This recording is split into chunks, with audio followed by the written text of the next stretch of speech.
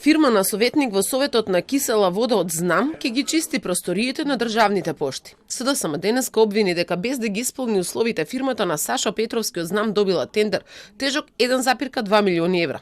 Договорот меѓу фирмата БС Клининг и Пошти е склучен на 15 октомври годинава, а како собственик тогаш се јавувал извесен Горан Дивлев.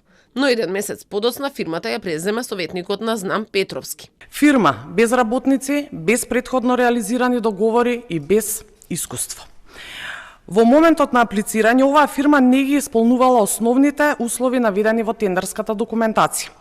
Немала минимум 3 претходни договори за хигиенско одржување, немала најмалку 50 вработени, не остварувала годишен приход од најмалку 100.000 евра во последните 3 години. Па дури и немале техничка опрема. И покрај овие недостатоци фирмата сепак била избрана.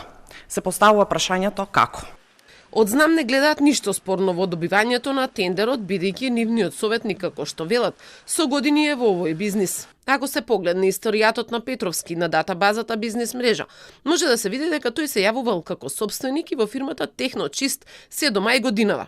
И оваа фирма, како и претходната, била негова собственост, учествувала и на истиот тендер, но го добила сегашната негова фирма БС Клининг. Клининг на Петровски досега има земено само еден тендер, односно овој од Пошти. Подизведувач на работите пак ќе биде фирмата Серта, која на јавноста и беше позната дека ги добиваше милионските тендери за чистење на државните згради. Сега пак на СДСМ им е сомнително тоа што советникот од владеачкото мнозинство е добитник на тендер. Како фирмата да била основана исклучиво да го добие тендерот. Собственикот се менува непосредно по изборот на тендерот. Но извесен Саша Петровски е советник од Знам во општина Кисела вода. Дали е истото лице што мислите? Фирмата поврзана со Знам. ВМРО и Знам си делат милионски тендери, додека нема пари за плати, нема пари за пензии и нема пари за минималната плата. Знам повикаа доколку има нешто сомнително институциите да постапат во случајот, иако тие не гледаат ништо спорно во ова. Акционерското друштво Пошта на Северна Македонија пак е едно од двете најголеми компании за губари во државна собственост.